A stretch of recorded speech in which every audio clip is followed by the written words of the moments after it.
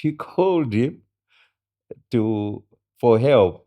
Oh, my Tivava kuno neo nachitaka mlandu lomba nuyo pakuya ku polisi vakanimange.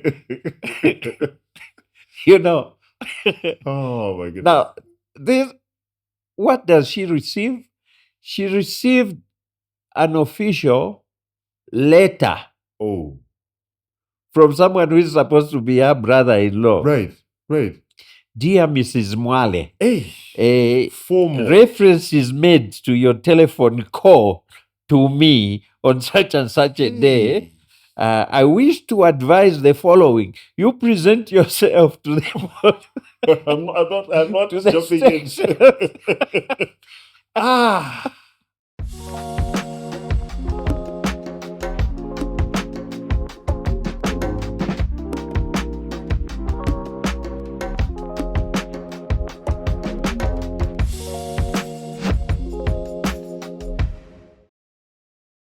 Welcome back to Nkwazi Unfiltered. As you well know, this is the podcast that brings you eminent, prominent, and interesting people whom we know in the limelight, but we've got those interesting questions that we want to ask them to find out who they really are beyond their celebrity. As always, we have a wholesome and entertaining and interesting guest on today's episode. My name is Kamisa Chikula, and I am privileged to be chatting with an individual who is an entrepreneur. He's had a political stint. He is big on mentorship. He's big on Pan-Africanism. He is a man of the season in all seasons. He's the man who is co-founder and chairman of Yalelo. He's also an individual who has been privileged to have the keys to this city as mayor of the greater city of Lusaka. Without further ado, the very interesting, the very entertaining, and the ever-vibrant Mr. Fisho Mwale. Welcome to Nkwazi Unfiltered. Thank you so much. I was looking around wondering who you are talking about. You're far too humble. Okay, let me get this off my chest before we get into any other questions. But thank you for inviting me to this illustrious program. We should be the ones I've heard so much about it. Well, I always read about your programs on the planes. Right. It's evident that you're a very busy man. And so we are the ones who are truly grateful that you've managed to find time to be with us today. Yeah. Right off the bat, this is a question that has been bugging me for the longest time. Your name is Fisho. Yes. You're into aquaculture. Coincidence or? Well, my name is Fisho. I'm into aquaculture. Yes. What are you trying to get at? I'm trying to get at the fact that was it written in the stars that Fisho shall? Why don't you say my name is Fisho, and how come I'm into fish business? There we go. Aquaculture, I can't even pronounce that word. You're into the fish business. Yes. Well, it's coincidence to the extent that when I started thinking of getting into aquaculture, right, I thought of my name. I think issues of desperation. There was a time when I was real down and I wasn't doing anything, and I was just, twiddling my fingers, picking hair from the nose and saying, what else am I going to do? Then I said, God, maybe I was given this name by my grandfather in order to be into fish business. But then my grandfather never spoke English, so we never knew that there was fish business. Right. But what's that word they call? Epiphany. Yes. Epiphany. I always have a problem with that word. Epiphany. Yes. Not TSR. Yeah. Yeah. So I said, maybe I was given this name for a purpose. Right. Everyone is given their name for a purpose, right, according to our tradition. But my name actually was my grandfather's middle name. He was a Chief Mushawa. So he was Fisho Angelo Langani Shawa. So he gave me that name. And I said, yeah, I think I should try fish business There we go. because of my name. And it's worked. But It's worked. yeah, so it was out of that desperation. But you mentioned there was a time I worked in local government Mm, when I was mayor of Lusaka. right. I regretted having a name like Fisho Really? because every time something went wrong, the headlines would fishy Fisho at it Oh again. my goodness. Something fishy going on. Garbage is smelling, garbage uncollected. The city is smelling like Ah. dead fish. The Where journalist is had a Fisho? field day. Fishy. So I've grown up really.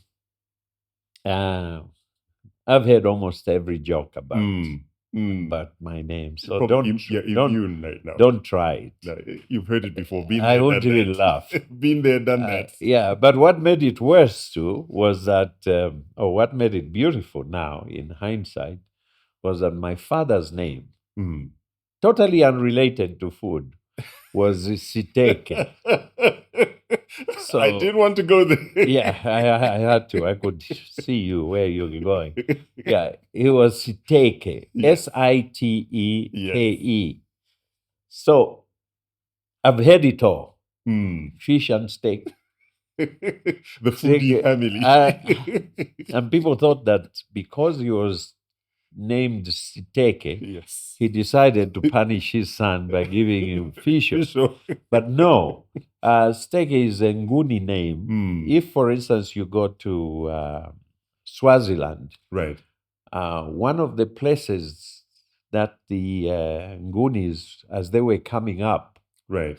from the Shaka Wars, Right. one of the places they stayed and settled for some time was a place called Siteke, Really? which is still there in the Etiquini, Right. in Eswatini. Eswatini. Yes, Yes. it is still there. It's called the Siteke. Now, this is a little history lesson and geography as well now.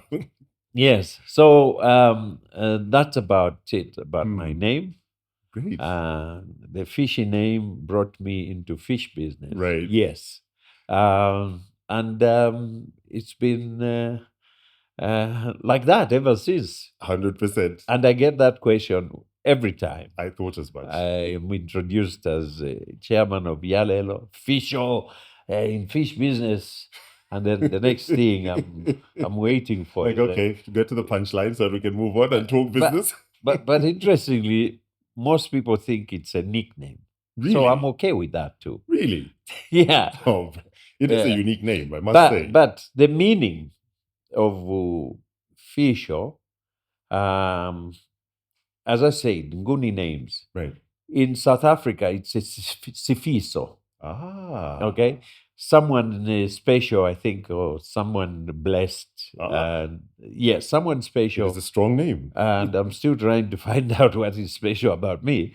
But how did this come about? At a time that my grandfather was growing up, he came into a family where his parents had been experiencing a lot of deaths. Right. They had lost many children. Oh.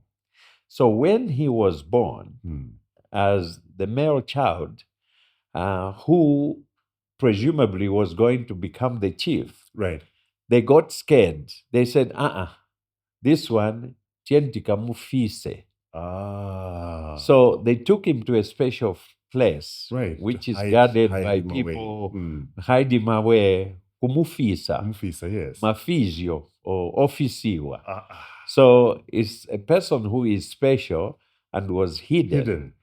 And came out at the right time. So that's, yeah. No, thank you. Thank you for breaking that down. It changes everything. The perspective completely changes. Yes. But that's an interesting way to lead us into the obvious key question. When, where, how, what interesting childhood stories you have. We a lot of us, especially us Lusaka dwellers, just ran into this accomplished and polished individual. I actually have a backstory about where I first saw you, but enough of that for now. We'll chat about that. Yeah. But where do you come from? Who are you? I was born in Kabushi, Ndola. The Kopara man. Yes. So I like it when I hear people talk about Bana wa Mkomboni. Aha. To this new generation right now, Yes. where they are able to differentiate, Mm. I can assure you, share with you that those who were born in the 50s, Mm. 60s, Right. and maybe even early 70s, Mm. we were all from Komboni. True. We lived in Komboni. True. True. Yes. True. So it was a classless society Exactly. because our parents were Mhm. either social workers, Right. miners, Right. shopkeeper, not even shopkeepers, but well, they were working in Indian shops But as shop and assistants. shop assistants. Yes. Some worked as laborers Yes. in municipalities, Mm. what are Mm. called councils. Councils today. So Yes. basically, the whole strata of society was more or less one class. And we went to the same schools, Right. Right. had the same privileges. We walked to school. Mm. We had no shoes. Yeah. I think I started wearing shoes maybe when I was 9 or 10. This is why my feet are so flat footed because it took time to fit them into shoes. Right. Right. I got burnt with the tires. I had sores, bundu playing, lost nails. So what's important is that we were all from the common. Right. The advent of independence Mm. immediately changed the social strata in the That's right. sense that That's right. you now had government employees. Yes. All those who had a little bit of education.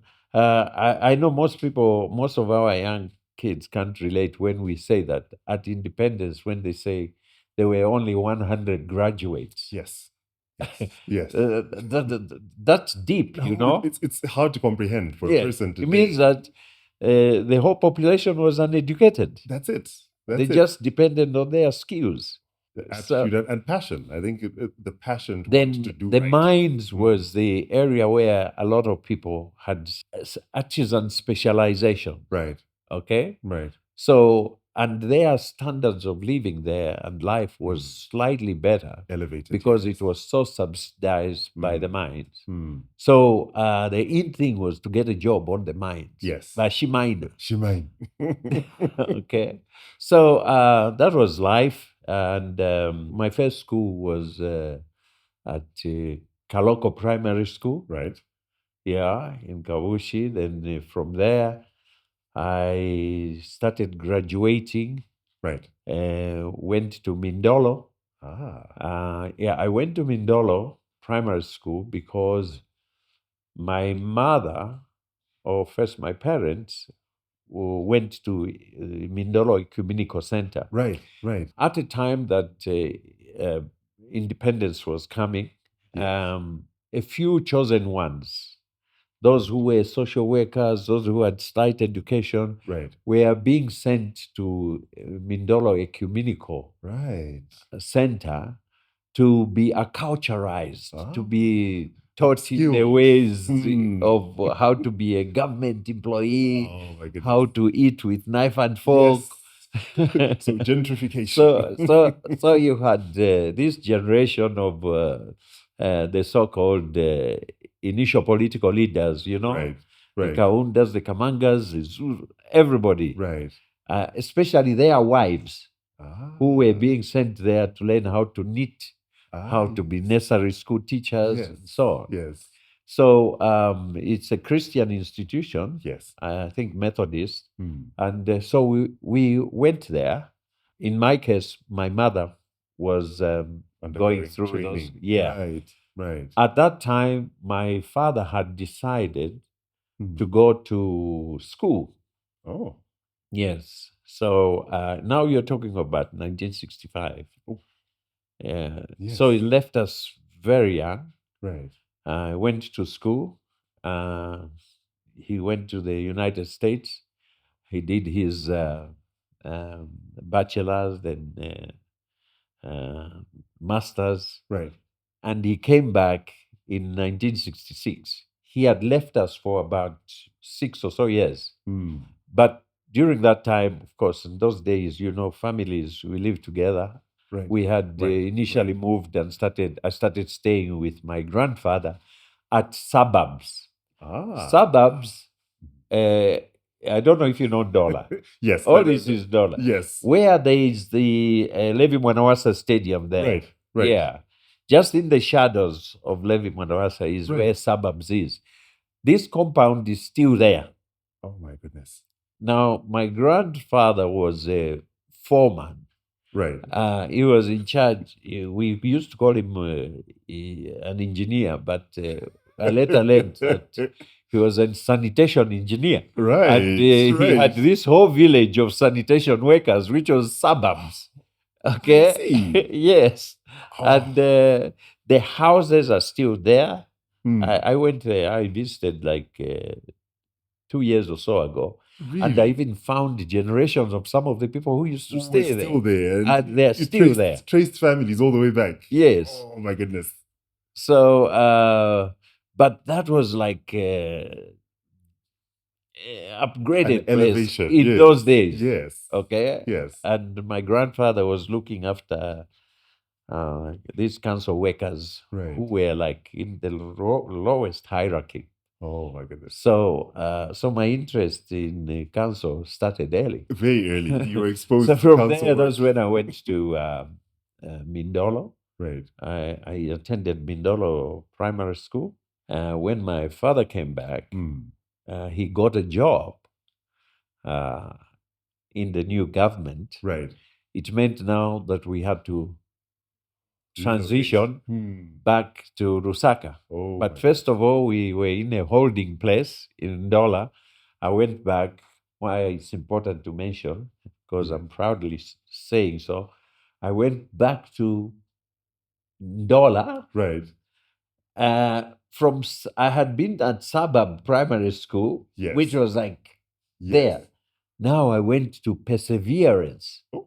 And why was that amazing and important? It was a colored school. Oh my goodness. Oh, because the race issues So were still... tinari na wazungu manje. Yeah. Upgrades.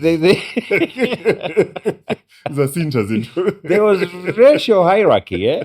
Yes. You had the blacks. Yes. Then you had the coloreds. Oh my goodness. And then you had the Indians. And then the whites. Then the wazungu. Yeah. So even in terms of schools, you were upgrading according to... Oh my goodness. Yes. So coloreds, I went to school with them. I said, "Oh, now we are the people. We have arrived. We the people."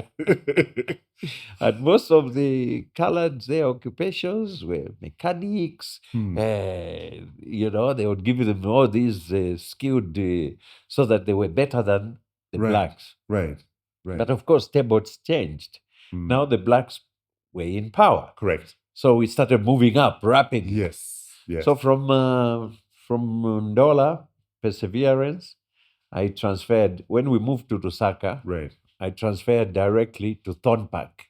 I still had to keep my status. Right, obviously. I mean, one must... Another colored school, and Indian. And then we had moved into these new houses which they built for government workers. Yes. Somewhere there in Madras. Wow. Just there where Seventh Day Adventist Church. Yes. Yeah, that area, yes. That area had one of the first few housing complexes for government civil workers. servants. Oh my goodness. They called them T3s or something, meaning they had 3 bedrooms, new, spanking new. First occupants. Yeah. Oh. And how was that? How was that experience for you? And I didn't ask, any siblings? Yes. Okay. I mean, the most exciting thing for me at that time was that I could have shoes and good luck belts and ironed clothes. So I stayed one year at Thornpark. Right. Then now the upgrade Yes. real happened. Yes. when schools like Lusaka boys Right. allowed black, Oh. colored, and Indians. That Lusaka boys was It was exclusive. white. Hmm. Hmm. Lusaka girls, Yes. white. Then Livala Secondary School was Yes. Indian. That's my alma mater, actually. Yeah, Yes, yeah, you are. okay. Yeah. The Lusaka boys was white. Went there. Oof. And we were just staying very near, about 300 meters from Lusaka boys, Right. a Right. bigger house. Remember, my father was in civil service. Correct. He was he died as a civil servant, Mm. and Mm. his career was a civil servant, Right. Public service. public service completely. Mm. And this is just to underline this myth Right. that we were born with a golden spoon or silver spoon. Yes. Yes. I keep insisting that life at that time Mm. was across the board standard, Right. because your father was either a civil servant. Yes. It's just that the privileges we had was that we had the free schools, Correct. Correct. and they were of a high standard, high class. Yes. Remember, we were just walking into the shoes of these It had been preserved white, set up for white them. yes. All the amenities. From there, I moved to Kabulonga, Right. and by that time, the biggest upgrade in my life was a bicycle. Now you're rolling. Because we used to walk. everyone used to cycle to Mm. to school. Oh. So the different levels, my levels, depended on whether your father or your parents ignorantly bought you a better bike Oh. So from Kamwala. there was status Kamwala on bikes as well. Either Wagula fix that with the handlebars, or Yes. Or basic entry so level. you had to be very careful how you bought a bicycle. You didn't just because buy a bike. all of us, everyone, every student would be biking. Yeah. Hey. Yeah. And- If you notice, as you go along, is that Kablonga Road now? Yes. Behind State House, by go. Los Angeles. Yes, Los Angeles. Yes. There is a cycle track. cycle track. Yes, one it's of still the there. few still remaining there, yes. existing. Most roads had cycle tracks. Because the cyclist was considered. Yeah, it was their mode of transport. Yes. Yes. Oh, interesting. But how did you adapt and cope? Did it not affect your academic performance? What? The movements, different schools and transitions from one city to another? No, not really. I mean, it was during a formative period. And, Right. I think the greater movements were during my primary school. Up and I stabilized up until I got into grade 7. Right. Then from there I moved Yes. to Kabulonga. Kabulonga, right. But in Kabulonga, you are right. I just stayed 1 year, because that is the time when now my father was transferred to Addis Ababa, where he went to work for the OAU. Right. Right. So I moved. I had to. Right. I mean, I was a baby. I was still young. You had to go. I was in Form 1. Oof. Yeah. So I moved to Addis Ababa, and that movement, yes, disturbed, because when I got to Addis Ababa, I had to repeat. Right. So I lost. You lost a year. I lost a year. We stayed in Addis Ababa for about 3 years, and then from there he was made ambassador to the Ivory Coast, which was French speaking.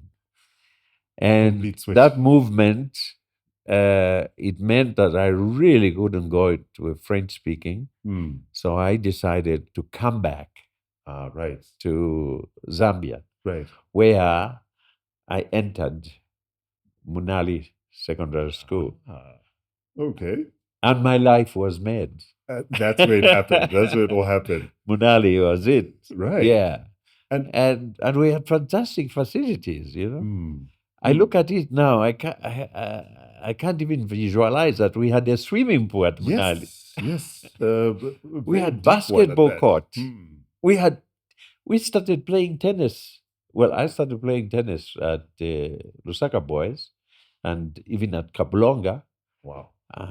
We had beautiful rugby pitches. Everything was in place Everything was in place. many years back. Yeah. But so obviously you've highlighted that your father was a Now, civil mind servant. you are interviewing me. I don't want to sound like an old man thinking of the good old days. Don't ever It is do what that. it is. You're No, highlighting what happened. You're simply stating You facts. asked me a question. You said I'm a man of the season. Yes. So that's past. Past it's dead. We're building it up all the way through to the present day. Okay. But slowly but surely. Now, you highlighted that your dad was a civil servant through and through. Mhm. And obviously that must have had an influence on what you saw in terms of what it means to be a civil servant. What traits, in terms of his diligence towards work, his ability to adapt the different roles and positions that was given, impacted you? What did you learn from him that you took on and said, aha, when it's my turn to do work or to get into the job market, this is what I'm taking with me and I'm applying that? Well, it's very difficult because it's a completely different generation.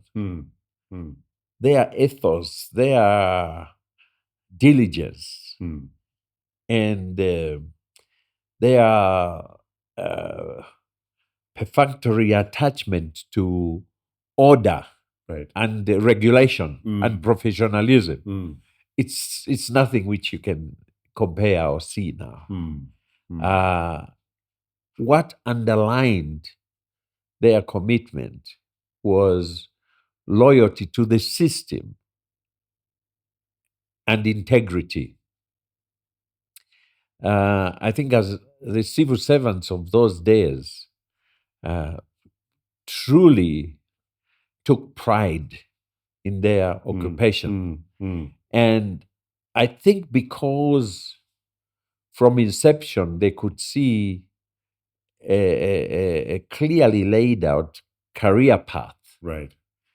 You knew that you can get to such and such a position through your own hard work and diligence. Right. And the system was impersonal. Right. Okay? If you did the work, you got the position. Yes. So you could see clearly that I'm going to end up as a PS. That's what I'm aiming for. And you could build your career in path. so many years. Right. In hindsight, one could see a lot of pride in what they did. Right. And one could see a lot of honesty, a lot of, as I say, integrity, and absolutely no corruption. Right. Absolutely no corruption. I know I'm jumping, but let me give you one small example. Go ahead. One of my uncles was Mr. Gray Zulu. Right. When Mr. Gray Zulu was Secretary General of UNIP, he was number 2. Yes. Or number 3. Okay. Very powerful man. So one time my father had traveled, and then my mother was driving. Right. And somehow she was involved either in a small accident or something with an issue with the police. So they wanted to arrest her. They called her, said, you come to the police station. Right. And this is along McKinney Road. And the police station was somewhere in Chawam. So my mother, who at the time was the wife to a minister, okay, in the absence of my father, because my father was a minister at one time, decides to call Uncle Gray Zulu. Right. Okay. Right. No, at the time, Gray Zulu was Secretary for Security and intelligence or something like that. But it was like number 3. Right. So she called him for help.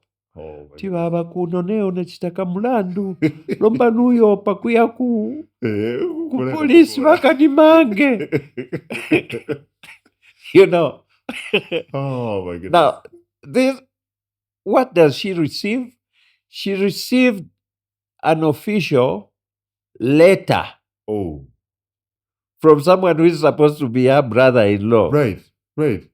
Dear Mrs. Mwale, formal reference is made to your telephone call to me on such and such a day. I wish to advise the following. You present yourself to the I'm not jumping in. No, integrity first. Family second. Hey. He could have picked up a phone. Oh yes, and said, to the police. But now look at that. That's deep. That is deep. That is very deep.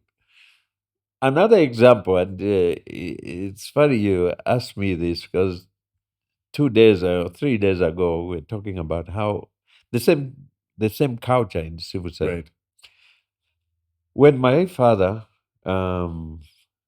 came back, when he was Minister of Foreign Affairs, his next appointment was as special assistant to the president for non-aligned. Right. Yeah. I think in 78 or so, Zambia had been given the honor to set up non-aligned movement. To host the non-aligned summit. Yeah, in 76, because that summit was held in 1978.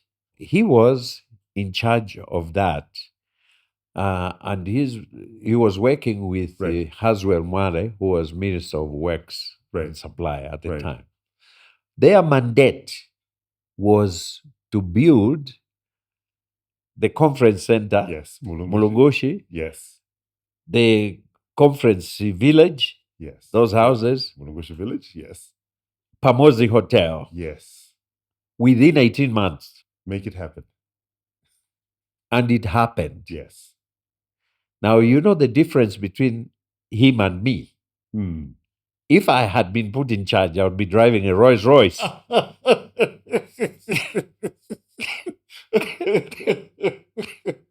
And would be talking about grand plans. There would be subcontracts. There would be what? These guys went in as poor as they were and came out. Not in way. Not even. And I do recall an incident where I think the hoteliers, I don't know who was running Pamozi, in appreciation, they wanted to give Pex, my father and family, for a weekend stay in the Pamozi Hotel. Right. And we kept waiting for this. And then we asked him, but when are we going into Pamozi? He says, no, I've written to Secretary to the Cabinet for permission to if I can take... Oh. So, you asked me, that is the difference. There are so many things that have changed, even in terms of our work culture, even in terms of our the levels of, our nomenclature now in terms of work has become corruption, kickback. Scratch my back. Yes, tenders, etc. So it's, I don't know. It would take a completely different new generation and mindset to get back to those values, which are so important. So you carried that with you and you saw this happening. And obviously it influenced you. We now fast forward to after secondary school. What sort of crossroads were you at in terms of what you wanted to do with yourself? Well, not that I carried those values and treasured them and made them part of my character. I'm a different generation. Right. I'm saying I wish, okay, Yeah. I had prided myself in beholding those values. Right. Okay.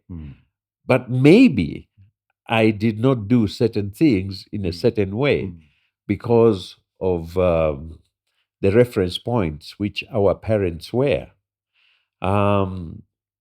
You see, it's only until later that you had a few of those people who retired and went into business, Right. or even the younger generation from the first generation of independence, or Right. those who brought independence. Right. That's when now they started going into business, becoming directors in companies, and et cetera, et cetera. But yes, I do believe that where you come from and who you are is formed a great deal by how you are inculcated or socialized by your community Yes. or family setup. Um, and my prayer is that posterity or those who probably see me might say, those are Stakes values and so on. Right. Right. You see? And I think it's important to understand and draw back from our own culture and traditional setting. Yes. That you are who you are because of who your parents or the village you come from. The pedigree and This is why when in the rural setting of Kumunzi and so on, when you meet someone, yes, they don't ask what your name is. No. They ask, Niwe mwana wa bani? Yes. Who are your people? Yes. Literally, because that'll say everything they need to know. Even when getting married, Who are your the people? background, Yes. there's a background check. Oh, yes. And say, no. Hey, we know that family. That is a family of rules. So the legacy is your totem pole. Yes. Totem pole. Your legacy is your reference point.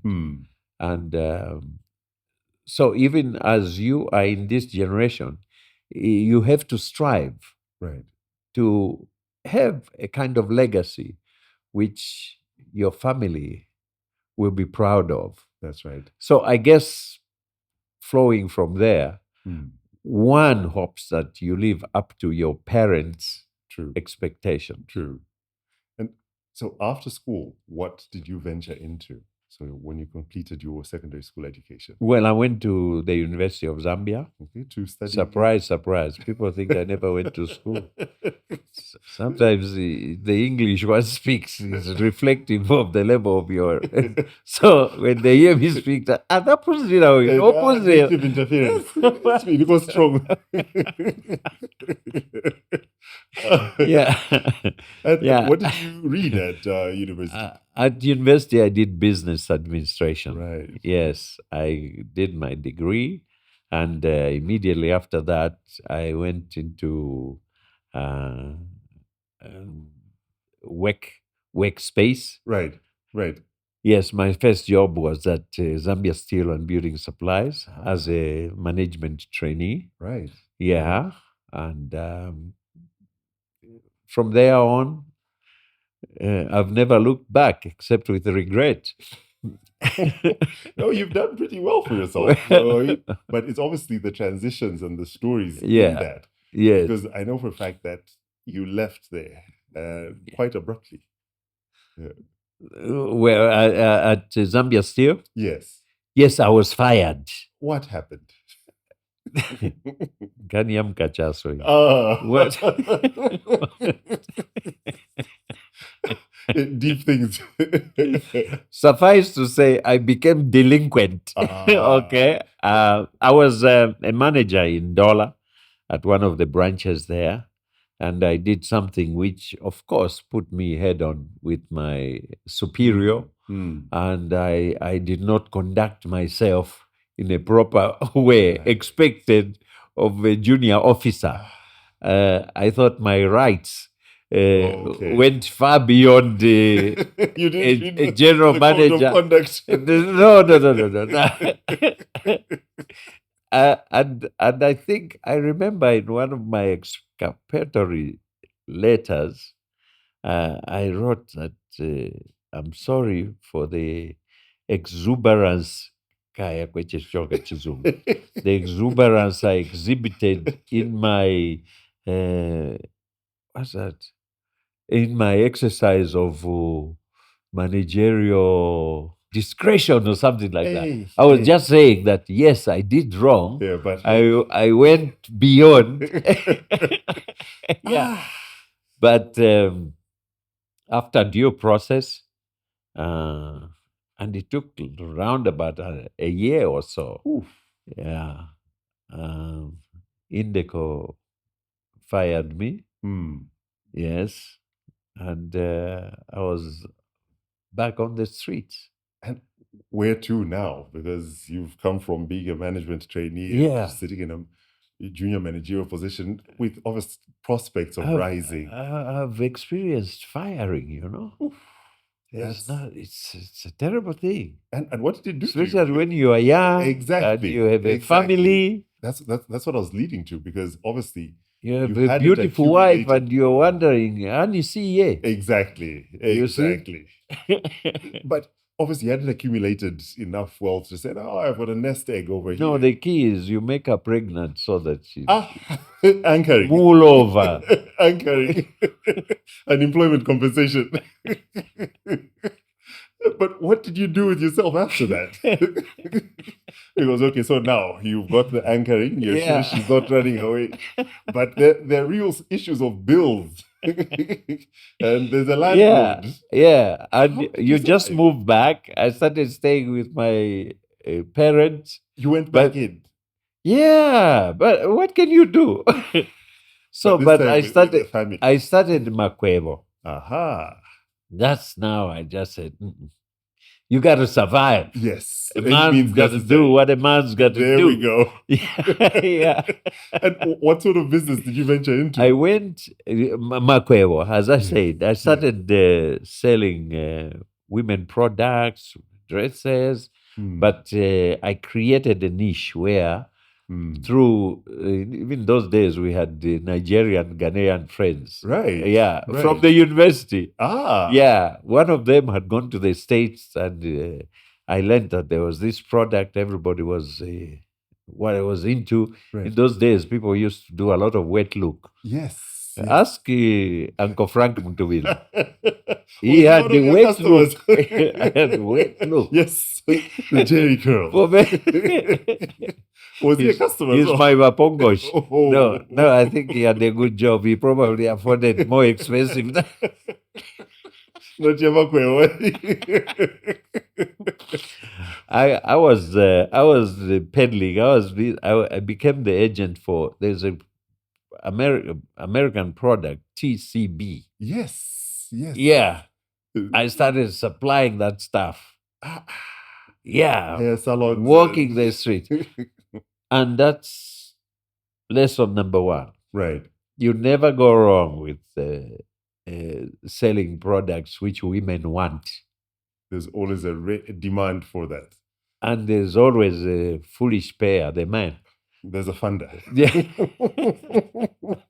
So that was rolling business. I started doing, and then I started supplementing it with the Hmm. clothes and so on. But it was great business. Hmm. I think it took me out of my dire situation. Right. I remember improvement. I moved to my sister's house in a flat in North Mid. Hmm. And then a break came. Right. As I was beating the street. My former boss, Right. who had fired me, Yes. Phil Musoni, Right. meets me in Cairo Road, and said, you were fana. I hear you are doing well. I mean, and I was doing You're well doing because I fine. was at so much Yes. cash. Yes. So he says that, there's someone I want to introduce you to. Hmm. I think you can be good people with him. Right. Yeah. So you see how blessings are. Hmm. The guy who fired me Yes. is the guy who takes me to one of Zambia's foremost entrepreneurs, Right. Musa Siame. Yes. He Yes. was in the Chachacha Road there Right. at Siaza or Siame Associate. Hmm. And I go and meet up with this gentleman who offers me a job. But I still had the painful memories of having been employed. Right. And out of, I think, arrogance, since I didn't know who he was at the time, I said, I can't be employed. But he didn't know that it was the pain of having been Yes. fired. Yeah, I said, those no, I can't be terrible employed memories. now. I don't, unless.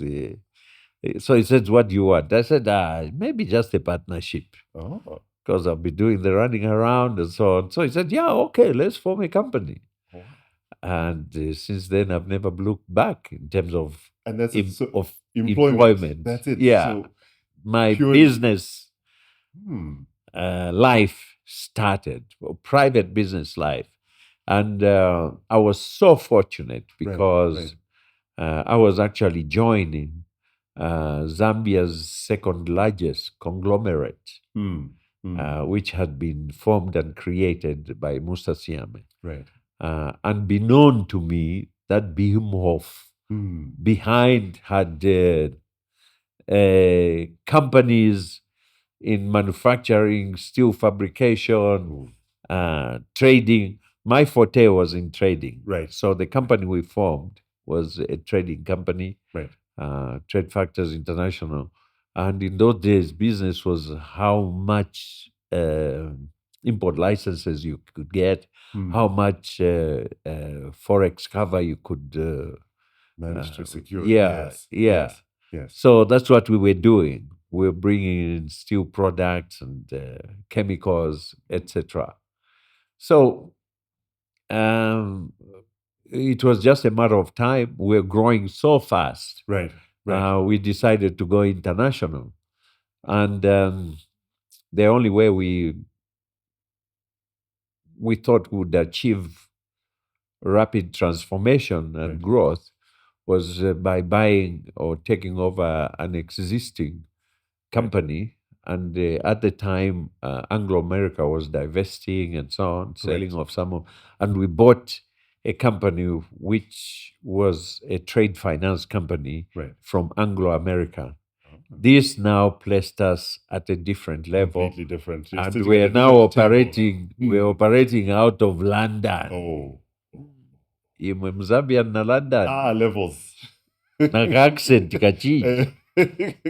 Yes, yes, yes, yes, Yeah, yes. it was almost right. That's lying again. I got you. Oh my goodness. So And different levels. obviously, everything changes. Everything changes. Absolutely.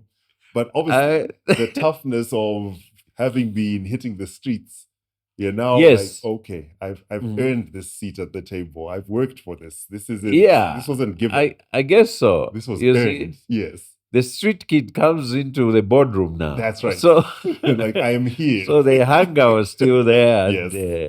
And I guess the arrogance of youth and new entrepreneurship. Zambia was going through a great phase Yes. where the Zambianization program now, Right. a lot of us were reaping the benefits.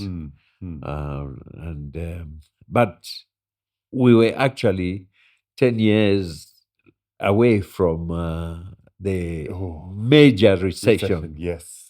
which hit us towards the end of the 80s. Yes. By that time, companies had started collapsing They were and folding. were everywhere. We had huge conglomerates like Chivote Yes. Investments. Yes. They had banks, even extended financial services into Africa. That's right. Even for us, the group managed to acquire 3 local banks through Mr. Siame. We had majority stakes. But remember, we were also focusing. I was operating more out of London. Right. Not that I moved there, where I was there every second week and so on, Right. but we were using London as a base to develop our business in West Africa, Right. in particular in Angola, Right. where I spent a lot of time. Right. So at a very young age, I became exposed to When internationally yes, acclimatized. and London in those days was the hub where Right. most of these African businessmen and entrepreneurs Right. met. Mm. So I must say that this is why I'm fortunate to this day. Some of my links and connections Yes. into West Africa or the rest of Africa surprises many. They think I'm well known, but they don't know that That linkage. we met Yes. most of these people who are top in the businesses or in government Right. at a time when they were young. Yes. Yeah. So on the come up and Yeah. as peers. Yes. Everybody hungry and trying to make their name in the industry. I think I can pick up a phone. I can go into any country and I know one or two people Guaranteed. who I can call and relate to and so on. Amazing. It's that exposure. Okay, so you inadvertently become a man of the world. True. Through fortune such as this. That's right. I'm sure if I hadn't been fired, I probably would have been dead. Oh dear. Really? Yeah. Oh. Look, that is the period when a whole generation was swept of with the pandemic. They were all here. Yes. The brain power Zambia lost during the pandemic is unimaginable. True. You know? And I think this, because at times I sit back and say, but why didn't we jumpstart? Correct. Why didn't we continue the upward trajectory? The intellectual capacity, the intellectual skills was pulled out. Talk of the mining sector. How many engineers have left? True. Now, it's those engineers who, if they had left the mines, would have spearheaded our local industrialization program. Correct. Because they had institutional memory. They had the skills. They had the qualifications. They came from the best engineering university, UNZA. Correct. And Oh, no, it's poignant. So, I mean, it's sordid the way I'm looking at it, but I'm saying that sometimes things happen to us. True. With God's own design. Indeed. Yeah. And then having developed this and grown this business front, you touched on it briefly. The recession hit.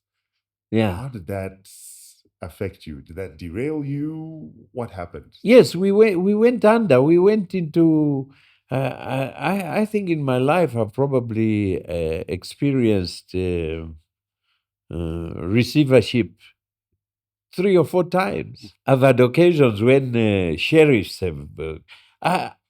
There used to be a time when we were on first name basis with the sheriff's office. Abanda mwabwera kutenga katundu kaliko kuja mutenga chani lero. And start going through anything of value. Oh my goodness! I've lost houses. I've lost this. You know. So but the recession you're was still bad. Smiling. How did you survive that? I'm not smiling. It's hysteria.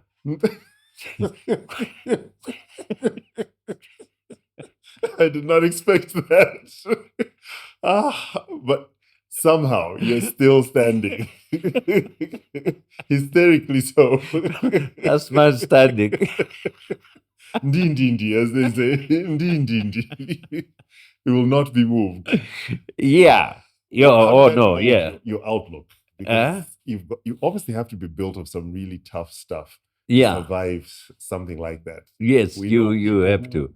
undergo one incident like that, and that's Yeah. it. Mm-hmm. But to Mm-hmm. be able to sit here and talk about 3 Yeah. times, but still be able to say, but then, there's always a Yes. but then. Yes. It's that but then would like You to know, when you have family, Hmm. and I'm talking to the now, Yes. and these are life lessons, Hmm.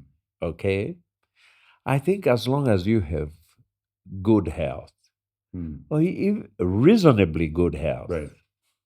you have family, Hmm. Hmm. you have the community support system, which we have, Yes. especially in our societies in Africa. Hmm.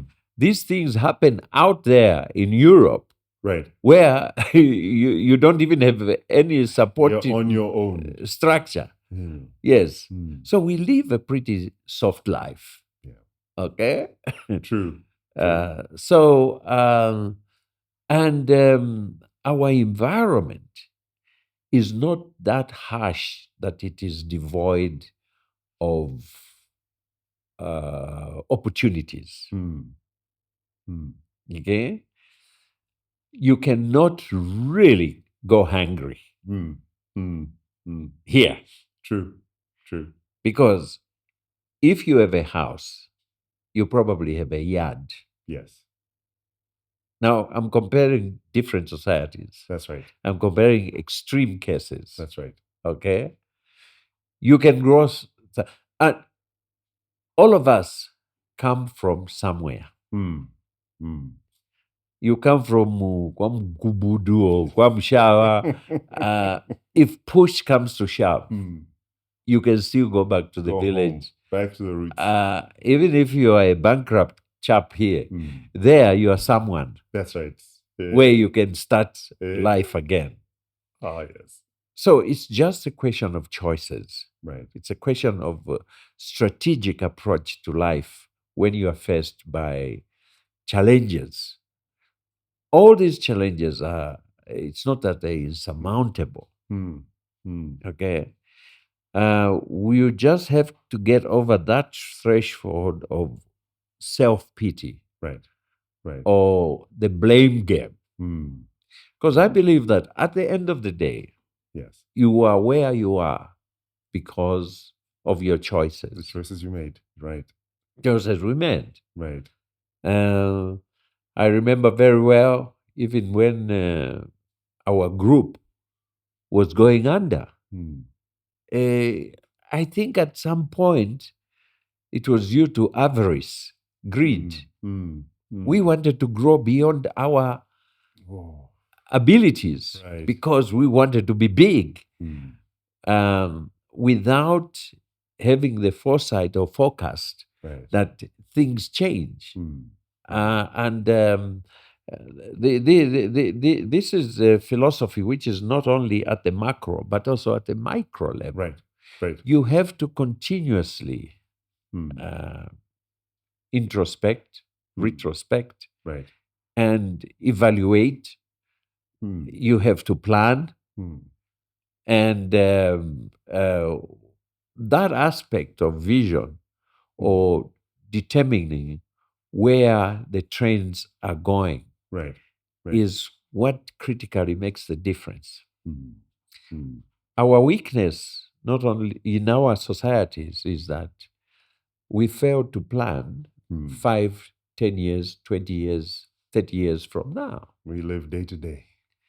If you ask the Americans where Zambia will be 50 years ago, they'll give you a blueprint. Hmm. If you ask us where we'll be in 5 months' time, we'll say, huh? Sort of. Yeah. Nipata alinamwe hapo, mvula ikawede. You see? But there's no what if. What if it doesn't? You see, Hmm. I'm just exaggerating, but I've even experienced it myself. Right. Right. Okay? As I say, you are what you are, or you become what you are because of your input. That's right. And if your input here is poor, the output is determinable. True. So True. if I had planned well Hmm. at the time when I was on cloud nine, Hmm. Hmm. I would still maybe have maintained cloud 8 or cloud 7. Yeah, Not slight downgrade. going down. Not coming down in a blaze of glory. You follow what I mean? Yeah. But that said, you know that you are actually referred to as the king of comebacks. In case you didn't know. I don't know if that's good or bad. No, it's a good thing. I mean, Okay. Yeah. it's the story of resilience. It's the Yeah. story of, okay, if I can look up, I can get up. Mhm. You'll knock me down, but Yeah. if I can Yeah. look up, as long as I'm on my back, I'm getting up. Yeah. It's when my face is in the sand, then okay, we have a Mhm. problem. Mhm. But so Mutende Investments burns in glory. Yeah. But then, lo and behold, the next thing we're hearing is there's this new investment called Yalelo. Yalelo. Yeah. No, you've missed the bad part. Wait, Which let's was go the back best. to Yeah. let's go back to the bad part. Yeah. After Mtende investment, that was now the advent of multipartism. Hmm. Okay. Hmm. That's like 1991 or so. Yes. But at the same time, I had got into a specialized business of international debt, Right. debt buybacks. Right. Okay. This was a kind of a highly specialized Hmm. area Hmm. where, using financial houses, we started buying what we call delinquent debt. Right. There was a program by the World Bank, Right. which started in South America. You know, most of these countries, due to the Yes. world recession, Right. had amassed huge debts. Yes. So it was how to dismantle that debt, Hmm. okay, Mm. through discounting, through debt buybacks, Right. through Right. debt conversions, and so on. So here in Zambia, I went into partnership with an American company called Mm. Debt Advisory International in Right. Washington, D.C., Right. and we started buying debt in Africa. Hmm. And one of those huge pieces of debt we bought was here in Zambia. And we wanted to convert that debt for 4 years or so Right. into buying an asset. Right. Okay. Right. When you do that, you also promise that you're going to capitalize, you're going to create Yes. employment, and so on. Yes. So I fell foul of the powers that be. Right. Because at that time, I was also now involved in the opposition politics. In FDD, Right. first of all, we started with the anti-third term, Yes. and so on. And we formed the FDD. Right. That was after I left mayorship, Yes. so which was quite a whole period of its own. Yes. So I was Yes. doing the debt business at the same time that I was pretty comfortable. Hmm. I mean, Mm. I was Hmm. comfortable. Hmm. Okay. I can relate because that period when I first had And sight lesson number 6, don't involve politics with business. ever the two should never Well, mix. well, I wasn't. Okay, I had more or less gone on a sabbatical, Right. but while I was doing the debt business, I was not holding any office and Right. so on. Of course, I was in opposition, Hmm. but a huge misunderstanding took place in terms of what the debt business was. Right. Right. For goodness sake, this was a World Bank approved program, but you had other international NGOs who just classified this and they started calling it voucher fund. Oh yes. So I Yes. became known as a voucher fund. Oh. No, with To all this the day, I with all say the stigma to this day, I associated. say it was unfair, Hmm. and it is what led me to go into forced exile because now I was being victimized. Right. And I Right. said, anytime Hmm. I'm going to go inside. Wow. And I think that would have been my end completely. Hmm. So that's another part of business, Right. okay, where for 7 years, 7.5 years, I left the country and was based in South Africa Right. until we won our case in London because we sued the Zambian government. Right. Right. Right. Yeah. But the debt business, Hmm. why I'm saying that it's not exotic, it's not unusual, even in Mutende investment, You were handling that. um, we were involved in financial services, and we had a unit there which was headed by my brother Sangayakula Sanga. Ah, yes. Yes, he came from Barclays Bank, and he was doing the debt business on behalf of Mutende Investment. Right. And we assisted in capitalizing some of the local banks and so on. Those are part of those experiences where Right. you become a fugitive, not of your own making, but just because of our own society. Circumstances, exciting as they may be, but Indeed. it was highly taxing. Very much so. Yeah. So you mentioned a period of time that's quite interesting because that's the very first time I ever saw you. 1992. Yeah. We were at, you obviously will not remember because I was in my last grade in secondary school. A friend's father had passed away. And solidarity, obviously, the whole class went out to this funeral. And you showed up. Had no idea who you were, but my goodness, well, I was at Livada, and it was an all-boys school. Yeah. We forgot why we were there and started I can still remember to this day what you wore. Interestingly enough, it was a suit very similar to the color you're wearing now. Yeah. Very glossy black shoes. Yeah. But it was your wristwatch that shut down everything because it had one small spot on it and different angles of it. It showed different colors. It was like, and Yes. I mean, we went back not saying, oh, it's sad our friends lost his dad. Went back saying, where's my mom, dad? And so the research went out, find out who he is. So eventually someone called you by name. I was a Fisho. And that became the legend. Said, okay, that's a well-groomed gentleman, fine lines in the facial hair. And it's good to see that nothing's changed. Still a very fashionable gentleman. You flatter me. No, it's a fact. It's a fact. In some shape or form, you influenced those boys, those lads, self-included, and said, that's how a gentleman should look. And so, in case you didn't know, even when you didn't know it, there were people who were watching and learning, which is interesting because you're big on mentorship and highlighting that. And it's something that you speak about very passionately. Yes. And say, if you can abbreviate the path of a person who's learning and not have them go through the same mistakes and the same pitfalls, then you'll have done a great service to humanity. And we've heard that repeatedly and we're excited about that. Something about disappointment, though. Yeah.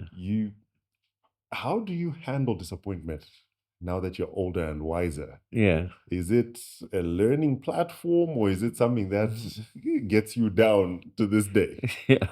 Well, thank you for recollecting that time.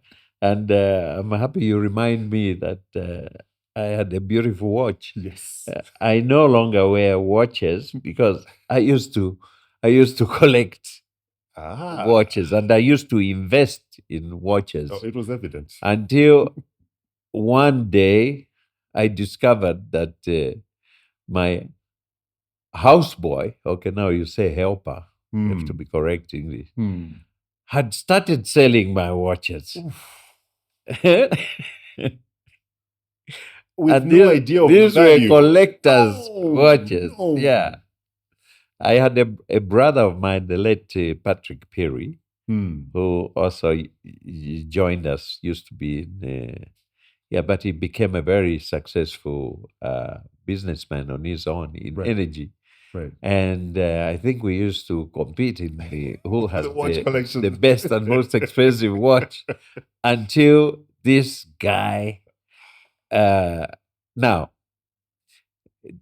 coming to answer your question. Yes. There is no way that guy realized the damage he had done to me and the disappointment because those watches were your children's inheritance. Yes. Yes. I mean, even to this day, I'm afraid to say how much they cost. But remember, we were making quite a bit. That's right. That's right. But you immediately sit back. And I think what helped me most was probably my late wife, who had very strong Christian values. And she was a psychologist. Yeah, she was. She was trained. She was qualified as a psychologist at university. She said, "There is nothing that you can do to this ignorant person who that will make you get those watches back. First of all, he doesn't even understand the value. No, clueless. Okay, because he was selling them like maybe 500 kwacha, a watch costing thousands of dollars. Thousands, yes, yes. So really, the reality to bridge the gap between reality and oh my goodness, so real. It was surreal. Okay, so I just breathe. Because like you say you beat him up, you end up in jail. Yeah, true.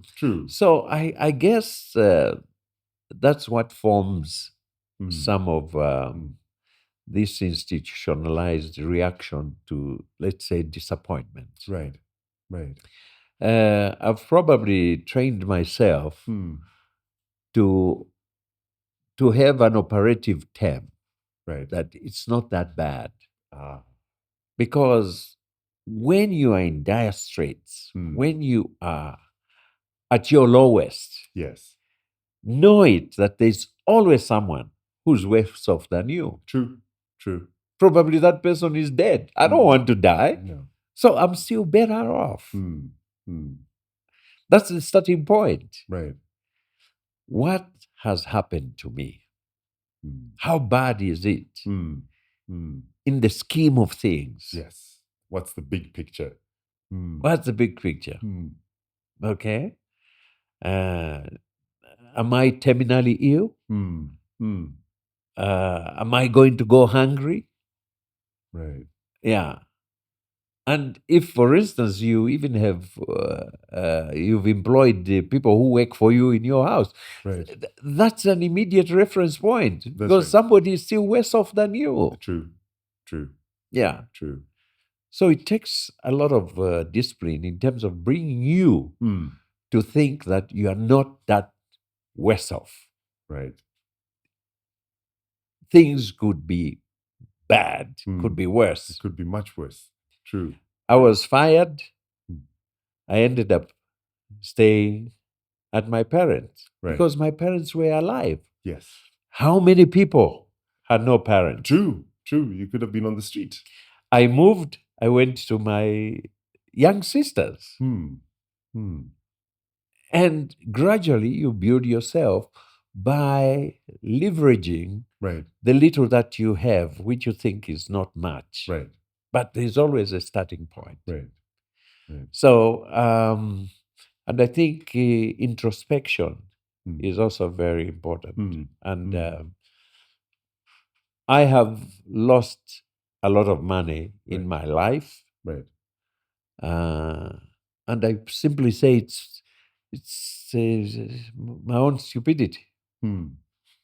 I've gotten involved, engaged myself in certain transactions, which even from day one, just because there are dollar signs there that Zapanga 2 million yapa, you can see that something is not right. Apa ni desperation. You see? Why am I saying that? I'm saying that at the end of the day, it's your uninformed or informed decisions which cause those consequences. Right. Yeah. Right. So take full accountability, take full responsibility. So you literally own it. Own it and say, well, okay. I mean, I remember some terrible transactions I got involved in. I completely lost my children's trust fund. For 3-4 months, I was hiding my school fees. Vambo vatavya vana kuma school. Eh? Oh, nothing says rock bottom more than that. Yeah, because it means that you are endangering That's right. your responsibility. Yes, their future is actually in jeopardy. So because you of take your ownership. actions. I'm fortunate that I've had kids who we brought up to be real and understanding. Right. You create channels of communication. Right. Yeah.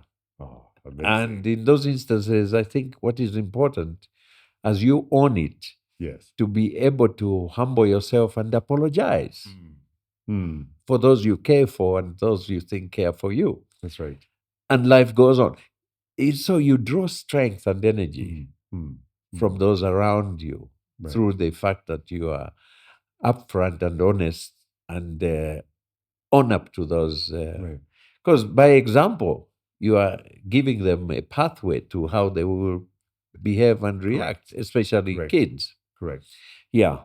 So I'm an internal optimist. Yes. Yes. And I try to see the positive aspects. I try to see always a solution and opportunity in the most dire circumstances. Right. Because I'm still better off than someone else. Indeed. It's being thankful for small messes. Right. That there's a Right. greater being out there who has a plan for us. And that plan is not to fail. That's right. Yeah. Speaking of success stories, bouncing back, Yeah. how did you venture into Yalelo? What happened there? Yeah, Yalelo, when I came back from South Africa, Yes. after my self-imposed exile, what brought me back basically was my own old man's illness. Right. After he turned 89, suddenly took a turn for the worse. Within 6 months, he passed on. Oh. And at the time, that was like 2011, I had no choice but to come back. Remember, I was a fugitive. Correct. And fortunately, I think President Rupiah Banda was now the president. Right. And I went to him, hey, XA, uncle, am I still a wanted man here?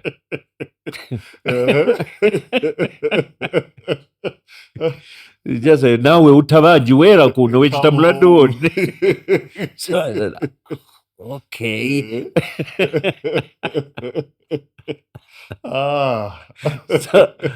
And exactly that's what happened. He met me in South Africa. Yes. Fisho, uchitanji kuno? I said, Mdara, I'm a fugitive now. Oh my goodness. Okay. Yeah. Yeah. Ukalina mulando we, ukalina mulando. I said, yes. Still a wanted man. I sued your government. Persona non grata. And that's how literally an informal presidential pardon. That's because also his cousin was ailing or was dying. Right. My father. That's right. He said, uyenda kuzosunga banja. Yes. So I Come said, and take up your responsibility. I said, very clear, D. You never trust politicians. No. I said that. Short memory. So I crept back on my belly. Slinked back into Zambia. These are real stories, you know. Oh, yes. Exactly, that's what happened. But I get a segue. When is the memoir coming out? Mhm. See, these memoirs, some of us, there are certain things which can only be read after we are dead because you have to be honest. Yes. You Yes. can't start editing a memoir. No. So I think there are certain things which I think I can, Can only be spoken of posthumously. unless I put a caveat. Caveat on it. A good lawyer will say, okay, now we are unsealing Yeah. the No, manuscript. but seriously, we are not only we are not a reading society, Hmm, and neither are we a writing society. sadly. And I think we have to change this Yes. because you look around, there are no archives where you can go for real life histories. Yeah. Okay? We've And ended up with oral tradition. so I can't condemn the people who have not written. I remember my Hmm, old man was doing a manuscript, right. which he never finished. Okay? Hmm. But even for us, our society are in such a flux that you don't even know when you've retired because True. life is so hard. You can't retire. No, no, So, no, no. eh? You're still on the accelerator through You- across the finish line. No brakes. Yeah. But I guess with things like AI, and it's Hmm, so much easier to do True. that. You're True. right. True. I think I have to start getting down to writing a memoir. Yes. You're right. Please. But you see, please. it's come to think of it, could be a subconscious resistance Hmm. to accepting that the end is near. You know, Africans are so scared of death The in any finality form. of it. True. True. The finality of Even signs that ole mbamwemwe akufa. something's wrong, eh? Yeah, he's telling us something. I know, I'm just writing my memoirs. No, he's subtly hinting to us. So, Ah, so I think we should be doing that. please do. We should Please create do. as much archival material as possible Just for posterity. a wealth of knowledge that There are people who've been in the trenches in terms of our political life true. who really are so rich Yes, in terms of information. indeed. I think we are doing a disservice to even the present generation. Correct. If you talk to them, I can relate to what independence is. Exactly what is happening in South Africa. The new generation there has no notion or knowledge or No. extent of appreciation No. as to how we Yes. contributed to where they are. The sacrifice was great. Yeah. Even lives. Not that we are lost. entitled, No. but if xenophobia can set in now, it means it's absolute ignorance of history True. or who we are as a people. Correct. Correct. You see, I revel, for instance, in Shaka Ilembe because I can relate to the stories That's that right. my grandfather used to tell. That's right. That's right. Yeah. Now, here is another example. If the Ngonis crossed in 1825, how many years is that? 1825. Yes. It's just 3 or 4 generations. That's it. That's it. You know that? Eh? It's right here. Just It over means here. that you can actually even trace some of your relatives. Yes. All the way back. Who, yeah, it's just 4 generations. We are failing to record that type of history. If you go to China and you talk of the Ming dynasty, it's 3,000-4,000 years. Yes. And it's And documented. even they still have the artifacts. Yes. They still have their The written scrolls. history, the That's it. scrolls, Yes. everything like that. Yes. But where are we as Black people? We need to do better. Or as Zambians? We need to do better. So much better. Yes. That was quite a segue. Yalelo. Yes. the story of Yalelo. How Oh, did okay. you- So when I came back now, I said, there is no way this guy in State House can give me a job. Hmm, There is no way hmm, I can go through a job interview mm-mm. It's not happening. as a fossil. Okay, Yeah. on the veg. Hmm. I said, Borderline. but I gotta eat. Yes. Yeah. But anyway, it is my nature to look at different opportunities. Right. And I say that, I mean, even my kids tell me that I've tried virtually everything. Everything. Yes. Yeah. Yes. Tried airline business, I've tried petroleum, I've done what? Virtually, wherever there's an opportunity, Hmm. I try to see how one can actualize that. Hmm. And it so happened that one day I think I was reading a paper and listening, and they heard that there was a fish shortage. Ah. Yeah, which is perennial, which is always Yes. there. Yes. Anyway. Once the fish. And I wondered, I said, Yeah. but I know that we have so much water and people fishing or something like that. I hadn't heard of aquaculture. This is just 11 or 12 years ago. Wow. So I started reading up as to why. Hmm. And one thing led to another. I said, but why can people supply fish Exactly. from Siavonga? I met up one or two people. They took me to Siavonga. And lo and behold, I discovered there was such a thing as aquaculture. I said, you can actually grow fish in water. Farming fish. Farming fish. Okay. So one thing led to another in the sense that, knowledge is power. You do your little research and it is so easy now. And I came across this novel idea.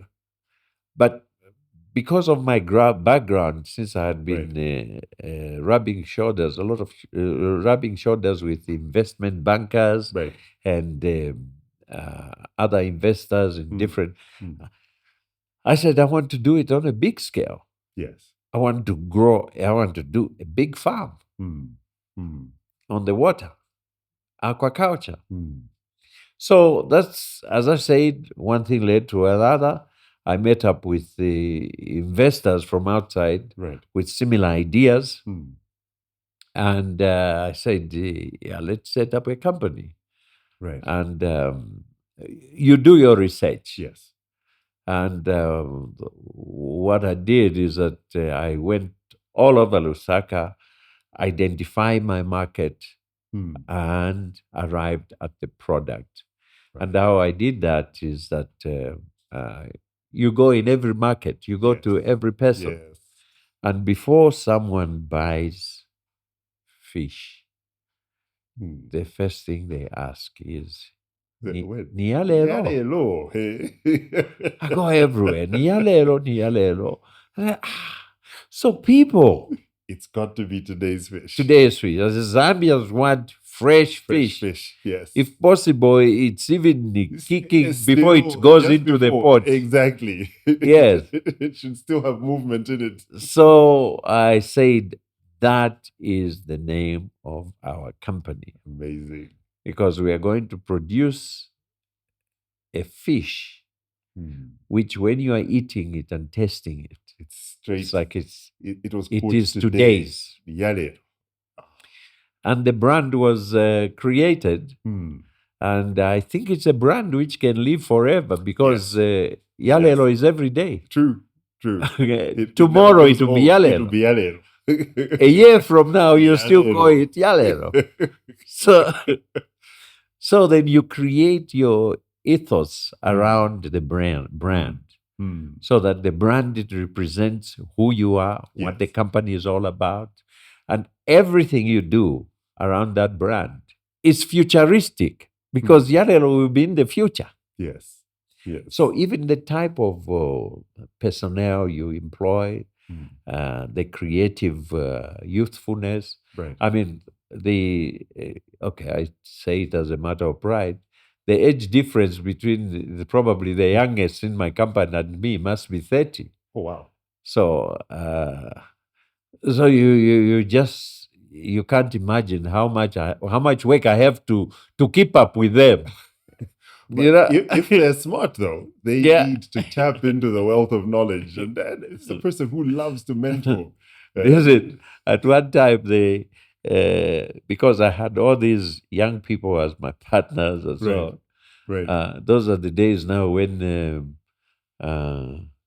meetings they were just starting to hold virtual meetings. right, right.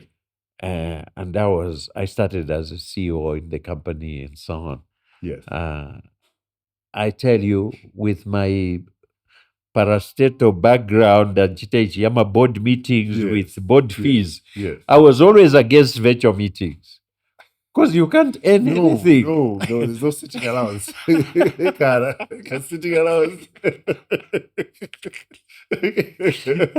And these young British chaps, I said, hey, when are we having a board meeting? And No, we where send are the the pack. fees? Yeah, just open it up on the iPad. Yeah, yeah. The pack is already there. Nah. No. I also had another problem. I wasn't computer literate. So, Born before computers. but you see, BBC.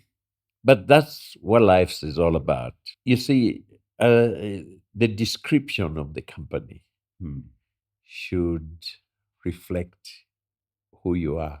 Right. So when I talk of Yalelo in terms of a modern company of now and the future, this is what I had to keep up with. Hmm. Hmm. As a fossil, I realized that I have to work twice as hard Hmm. Hmm. to be ahead of the pack that I am leading. Right. Okay. Right. And that's where thinking out of the box, being innovative, being creative, Right. being futuristic, Hmm. comes in as a business person. Right. Remember, I talked about where we lack this Yes. aspect of planning Ahead. Yes. ahead. Yes. Okay. Hmm. I asked myself, where am I going to be as Fisho in relation to this company Right. 2 or 3 years from now? Right. It's so dynamic. Hmm. There are so many changes, management system, Right. IT, tech. And if you have an international company now like Yalelo, Yes. you have to keep abreast of all that, Hmm. even Hmm. as chairman, because right. you are leading the pack. Correct. Okay, Oh. so staying in tandem, staying in step with your times, and not being out of sync or out of step Right. with even futuristic pathways Right. is very important. Right. Right. So that's where the company is. It probably has given me a person like me Hmm. who should be in retirement a new lease of life, I can only because imagine. I keep looking forward to what other new stuff are these Where young can we people going take to? this? Yes. Yes, Well, you how can we see? grow? Yes. So we've grown. We ventured out. We are in Uganda. In fact, the Ugandan farm Right. is even more modern than what we So have innovation keeps evolving and Yes, modern yes. techniques are being added. here. Absolutely.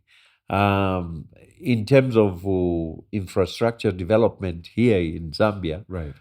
we are about to commission one of the largest processing plants, Wow. which will mean that we'll have more food security, Yes. more fish health, more uh, proper high quality Hmm. product, Hmm. assured of freshness, assured of safety and the nutrients That's right.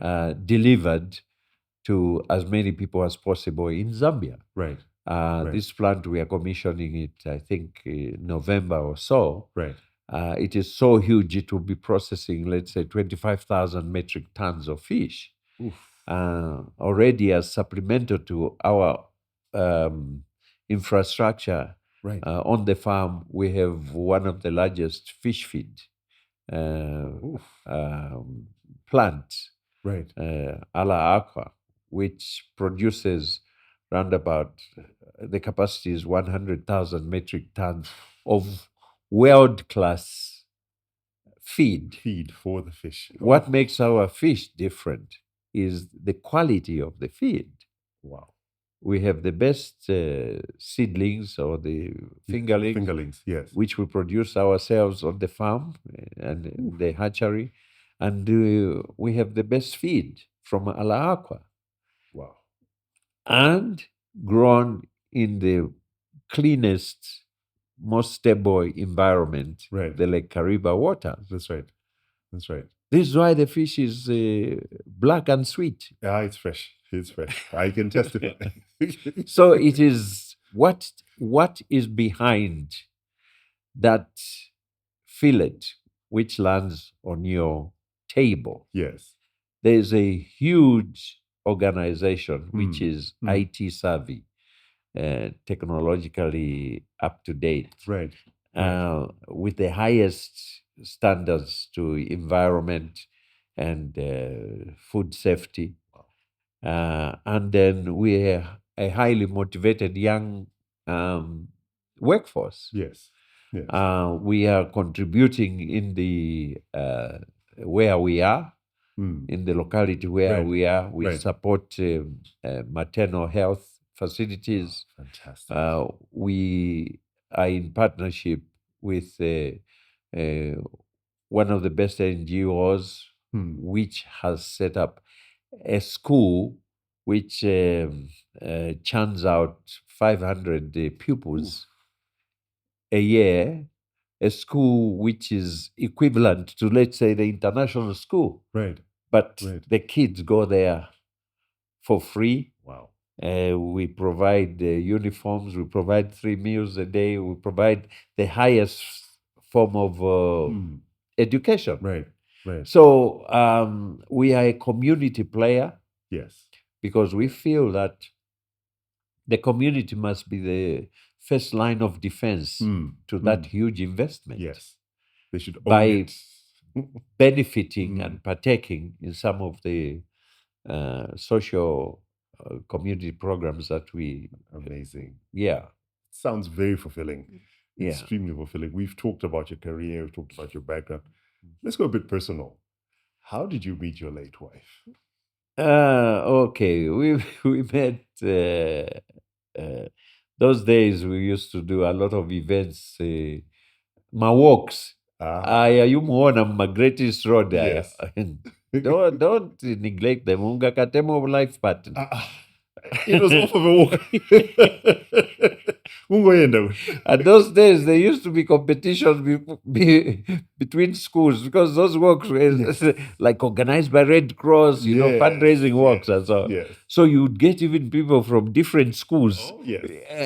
Who you'd normally not Guys, meet. there was no Netflix, no social media. no social So media. events like that, That you was the never know place. what you could catch. Uh-huh. And you went So I went to one of those walks, man, and panting and huffing behind this babe I saw. I just said, kanika kate.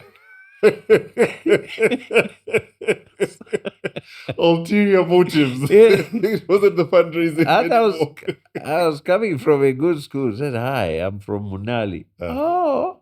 Done. Badge of honor. Half the job is done. She was from an inferior school, Ivala. Let's not go Yeah, there. We've been doing fine up until this point. That age-old rivalry has not ended. You know what I mean. You know what I mean. Oh my goodness. And so from high school, literally a high school sweetheart. Yes. Oh, high school sweetheart. amazing. And, yeah. I was in Form 3. Form 3 is grade 9, eh? 10 now. 10, eh? Yes. Yeah. Yeah. And she was also, I was slightly older than her, but remember I had missed two. Yes, because of the repeating and yes. See how God works. That's right. If I hadn't missed those, you would have been in a different class. No, I wouldn't have met her. You would have been done. Yes. Yes. You would have been done with school. I have to remind my kids because they laugh at me that I finished school in old age. No, but there's the benefit. If I hadn't met, No. if I hadn't missed, I wouldn't have met their mother. Remind them constantly, constantly. So those are the positive aspect about Oh life. yes, oh yes, Things happen for a certain reason. indeed, indeed. Yeah. And So then we went together to university. right, Yeah, completed at the same time, and a year later got married. straight out a year after university, Yes, you knew exactly what you wanted. You were I knew, but it was a difficult situation. Okay, a year and a half, because my first year after university, I yeah, there are certain embarrassing aspects of life. I was trying to be a musician. Ah, Yes. okay. Now Yeah. that's So my young brother had a band. really So I saw myself that I'll be a you celebrity. headlining. But it was a failed project. But is the musicality still there? Yes, but not to play or say I have no artistic attributes. Really? I just have an ear for music, Aha. but not to play. No, No. no. It was a painful realization Singing, that nothing. the voice niyo among And You shower. can't- Exclusively you for the can't. show. And surprisingly, I can never finish a song. I don't remember the words halfway. No, Even love ballads fail me. no, So I it was knew. a proper pipe dream. I knew that. It wasn't happening. Yeah. Reality check. So, but 1 year I didn't work. Hmm. Yeah. But in those days, okay, jobs were easy. Remember, I just walked That's in right. and got a job. Yes, I applied. I became a management trainee. that's right. Yeah. Ah, my goodness. So then I married my childhood sweetheart. Amazing. Yeah. Amazing. And you have highlighted that she Yeah. was instrumental in giving you perspective when things went south. I'm sure that was Yes. a process that she went Yes. through over the different. And I think she chose a right profession. She was a highly qualified psychologist. Yes. So I'm told I'm not a very easy person to read, but she had me in her wrapped around her two fingers. Right. Yeah. She figured you out. Like the lad from Munali. Yeah. Like the lad from the superior school called Munali. Yeah. So Amazing. that's what happened. And then obviously your very busy life, which you walked us through, the Yeah. different aspects of it. Mhm. When parenting came along, how did you juggle the demands of parenting with the very demanding life, with all the business ventures and the different activities you were doing as an up and coming and established entrepreneur? Yeah, it's also a question of priorities, you know. Yes, I'm not saying that it is easy to balance, Right. but I think we didn't do too badly, and I dare say so because my kids are okay. Right. Okay, Right. I guess They're that's fine. They made it. I guess so. We should have So- a chat with them. yeah. So you see, and I like giving this other analogy that, you know, when somebody asks you, uh, are you a rich man Right. or are you a rich person? Right. To avoid an embarrassing answer Mm. in relation to money, Yes. you say, I'm rich because of the children I have. Yes. The fact that I managed to take them to school. They haven't turned out too badly. Right. Right. That is an investment itself Yes. worthy any amount of money. True. God, I love money. I wouldn't mind. No. But I am secure Yes. in the thought that my life is enriched Mm. by the people around me, That's right. the people who I brought on this earth, to whom I have an obligation to look after, That's right. of which I have, and therefore can sit back and say, well, money aside, I'm not too bad. Right. Right. Okay. Once again, it's comparisons, you see. Others don't have that type of family. So we are blessed in different ways. And it's always important to acknowledge and be thankful. Right. Right. So my richness is defined by the happiness of my children. The success thereof. Yeah. Amazing. And the fact that you've been part of that success and journey with them. Exactly. Now, obviously, staying motivated and recharging, especially, is key, because we hear about burnout all the time. Yeah. What is your go-to recharge? What habits or activities do you undertake to just stay motivated and stay on the ball? Because the energy is still coming through. And we're like, okay. You never know the supplements. Yari mu blood. It tests you for a whole pharmacy. Say, are you a walking chemist? You're like, what's going on here? DC would like to have a word. Hypermesotate, because the Red Bull. Constantly, intravenously now.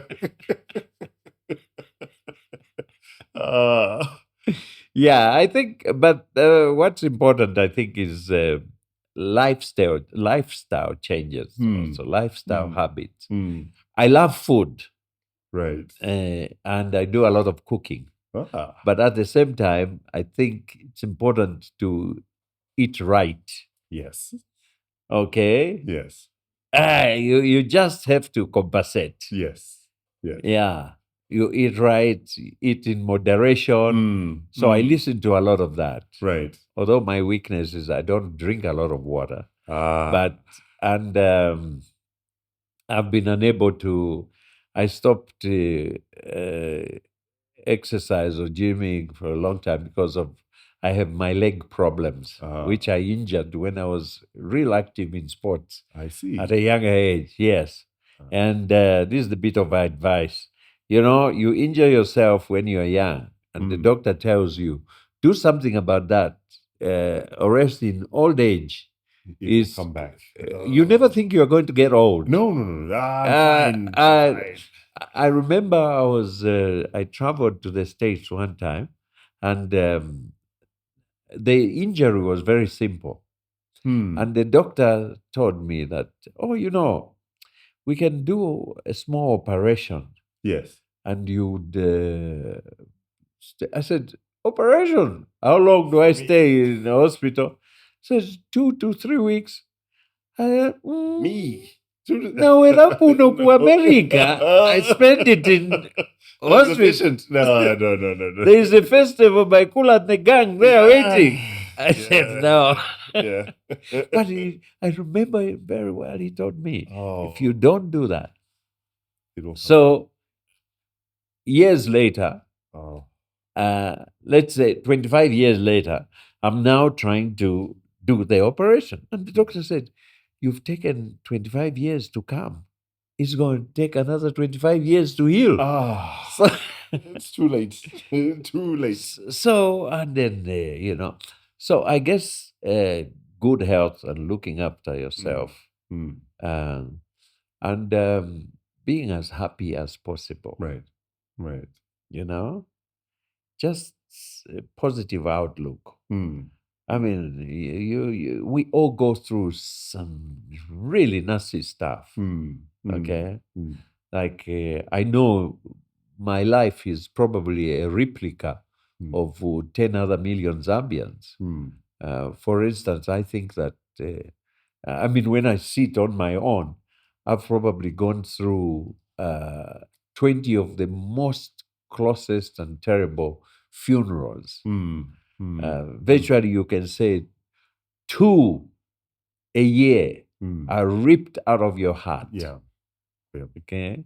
Your mother, your father, your uncle, your wife, your sisters, Right. your friends. You even start questioning life. Mm. You even become, uh, uh, what's that word?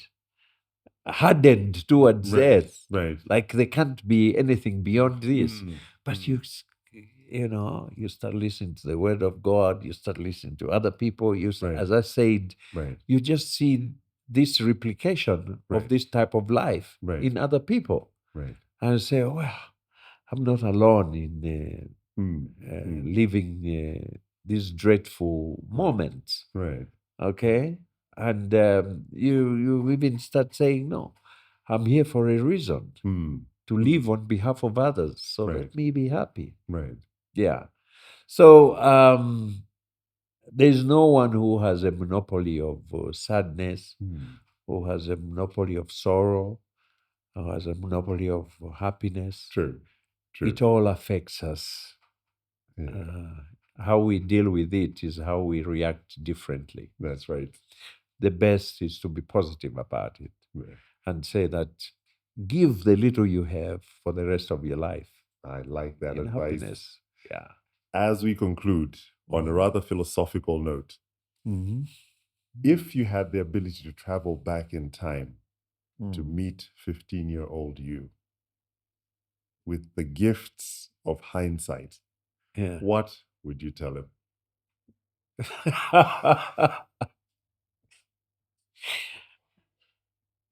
15 years. Hmm. This year I'm going to be 72. You don't forget. Now, do you know the time warp I have to go into to go back to It's 50? a parallel At universe. least try something. Give me another question. 15 years. Yes. Surely you remember something. Or let's ramp it up a bit. 20-year-old you then. 20-year-old me, Hmm. I was at university. Hmm. And I think that was one of my best times. Yes. I was in love. I was doing okay at school. Yes. I was traveling Uh-huh. because at university I started Tumakweo at university. I even had a disco tech in those days. Disco. A mobile disco. Yes. Ah. So I was making little money and I was just living like Mzungu, going on holiday with my girlfriend to Europe, to America. And yes, we were traveling Nairobi. You see? So that's, I don't want to change anything. No. 20 years ago. No, it's perfect. It was good. Just the way it I is. was playing football. I even played a little international football, and then in the university team, we would go for tournaments to Yes. Ghana. And I'll tell you why. Hmm. Every school trip outside the country, Yes. whether it was netball, basketball, what, I had to be on that. Really? Because there were few people with passports. And I had gotten my passport due to it. Yeah. Yes. So to travel, you had to get a travel document. Right. So the travel document had to be in the name of someone with a passport. And Fisho Mwale. So you were the proxy. These are very useful, a very useful document. So people Bluetooth connections. Student union would complain, no, just some people traveling. You see, the passport, the travel document was in my name, and the traveler's checks. Done. So you were the man. I was the buzzer, exchequer. Yes, okay, so Every trip. Amazing Yes. opportunity once again. Yeah. You spotted and dived into. Oh, my So goodness. so 20 years ago, it was fine. Mm. Life was, I think university life was very good Hmm. in those days. Right. And, I don't know. I think we were serious students. Hmm. Mm. We were very serious students Mm. because I try to be objective and listen to our students, even in debates or how they talk, Mm. the English they use. Very different. And yet they have all the utilities at their disposal. They have a smartphone. Mm. They have better research methods. They have Mm. more accessibility to information. Mm. But I don't know whether it's a generational issue. Maybe I'm being unfair because there's so much age difference between where I am Right. and them. Right. But I can see the quality has deteriorated. Mm. Mm. It speaks a lot, maybe, to our educational system. Mm. Mm. Hey. Because even some of my colleagues, when you hear Right. a university student now reason, Mm. you know, Right. those days we could even quote Karl Marx, Mm. Mm. whole chapters. That's right. That's right. Dialectical materialism, you could stand and argue. Yeah. Thank you so very much. This has been a most enriching Mm. and informative chat. Yes, thank you. Lots of laughs, but so many gems that we can draw from.